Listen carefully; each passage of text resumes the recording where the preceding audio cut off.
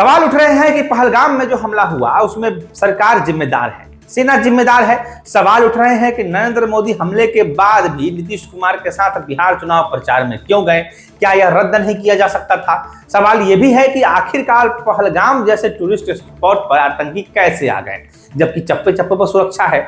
सवाल है और सवाल पीछा नहीं छोड़ रहे हैं। लेकिन क्या यह सही समय है सवाल करने का? क्या यह सही समय है दुश्मन देश के सुर में सुर मिलाने का? आज हम इसी पर बात करेंगे। नमस्कार, मैं प्रकाश चंद्र और आप देख रहे हैं प्रकाशवाणी। पहला सवाल कि सरकार फेल कैसे हो गई? कैसे हो गई ये तो जांच का विषय है, लेकिन हमले के तुरंत बाद ऑल पार्टी मीटिंग की पहली बैठक में ही सरकार ने खुद ये स्वीकारा है स्पष्ट रूप से कि सुरक्षा में चूक हुई है। उसके बाद गृह मंत्री अमित शाह लगातार कश्मीर मसले पर लेकर एक्टिव है। राहुल गांधी अस्पताल गए मिलने जो घायल हुए उनसे, तो अमित शाह भी अंतिम विदाई देने पहुंचे। राजनाथ सिंह लगातार सक्रिय है। ओवैसी जैसे कट्टरपंथी भी देश और राष्ट्र के मुद्दे पर एकता की मिसाल कायम करते हुए सरकार के साथ हैं, उनकी नीतियों के साथ खड़े हैं।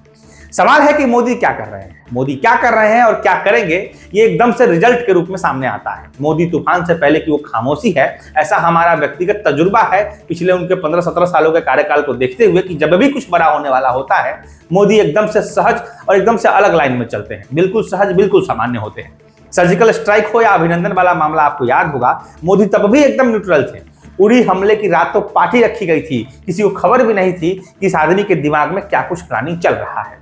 फैक्ट्स हैं, आप चाहे तो गूगल करके चेक कर सकते हैं। सवाल यदि यह है कि पहलगाम हमला सरकार की असफलता है, तो 5 साल से जो कश्मीर में अब तक ठीक ठाक चल रहा था, टूरिज्म कई गुना ग्रो कर गया था, कश्मीरियों को रोजगार मिलने लगा था, ऐसा हम नहीं कह रहे हैं, ऐसा खुद वहां के लोग कह रहे हैं। ये जमहूरियत घाटी में ये अमन चैन भी तो सरकार और सेना की ही देन मानी जाएगी।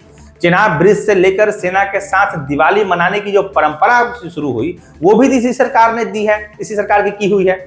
सवाल कुछ भी हो, लेकिन अभी सरकार और इंटेलिजेंस पर सवाल उठाना मतलब पाकिस्तान को यह कहने का मौका देना कि यह हमला पाकिस्तान ने नहीं किया, यह मोदी सरकार की चुनावी चाल है। और ऐसा देश के लोग, भारत के लोग ही कह रहे हैं। सरकार की चाल है, पाकिस्तान निर्दोष है। हमने आपने ये देखा है हाल के दिनों में, हमारे ही लोगों के बयान को पाकिस्तानी हुकूमत ढाल की तरह इस्तेमाल कर रही है। नेहा सिंह राठौर तो देश के खिलाफ मोदी सरकार को गलियाने में पाकिस्तान की ब्रांड एम्बेसडर बनी हुई है। युद्ध जैसी स्थिति में भी अपनी व्यवस्था के साथ खड़ा न होना गद्दारी है। मुंबई हमले के बाद भी सरकार से सवाल पूछा गया था, लेकिन मुंबई हमले के बाद पाकिस्तान से युद्ध जैसी स्थिति नहीं पनपी थी। कारगिल के दौरान बनी थी, तब सारा देश सरकार के साथ था, युद्ध में भी और जीत के जश्न में भी। इंदिरा गांधी के समय युद्ध वाली स्थिति थी तो पूरा देश इंदिरा गांधी के साथ था। अटल जी ने खुद सदन में खड़े होकर मां दुर्गा की उपाधि दी थी इंदिरा गांधी को। बिहार में चुनाव है और देश हित के किसी भी मुद्दे पर भाजपा को फायदा होगा, इसके लिए खासकर राजद के सभी मीडिया तंत्र लगे हुए हैं इस हमले को पाकिस्तान की गुस्ताखी से ज्यादा सरकार की असफलता बता देने में, ताकि सरकार की वाहवाही न हो और मुसलमानों के दिल में थोड़ी सी जगह दुरुस्त की जा सके। 100 हमले सेना ने रोके होंगे, उसका कुछ नहीं, लेकिन एक हमला हो गया जो चूक हुई तो सरकार और सेना पर सवाल खड़े कर दिए गए हैं। वो भी तब जब सरकार मान चुकी है और मुंहतोड़ जवाब देने की तैयारी कर रही है। मीडिया का काम है सरकार से सवाल खड़े करना और मीडिया सवाल खड़े करेगी, लेकिन जब वो सवाल दुश्मनों के लिए ढाल बन जाए तो मुंह बंद रखना ही देशभक्ति है। बाकी राजनीति करने के लिए सभी स्वतंत्र है अपनी अपनी क्षमता के अनुसार। याद रखिए, सेना के लिए सबसे मुश्किल की घड़ी है, क्योंकि अगर एक भी गोली सीमा पर चलती है तो वो हमें या आपको नहीं लगेगी, वो सेना को लगेगी। वो गोली सेना खाएगी तो गोली भी सेना खाए और गाली भी सेना खाए, यह बर्ताव देश कभी बर्दाश्त नहीं करेगा। इस परिस्थिति में नेहा सिंह राठौर और जैसे तमाम लोगों को जो सरकार के खिलाफ इस विकट परिस्थिति में बयानबाजी कर रहे हैं, उन पर देशद्रोह का मुकदमा होना चाहिए, ऐसा हमारे चैनल की तरफ से सरकार से अपील है। धन्यवाद।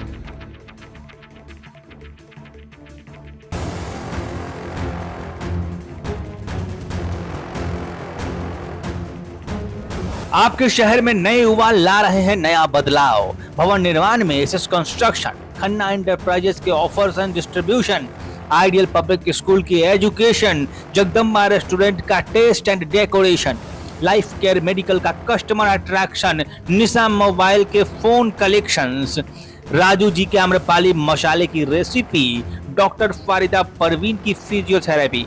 ये है शहर में अपने फील्ड के दिग्गज। आप भी बताइए आप हैं किस फील्ड के दिग्गज, ताकि हम बता सकें अपने दर्शकों को।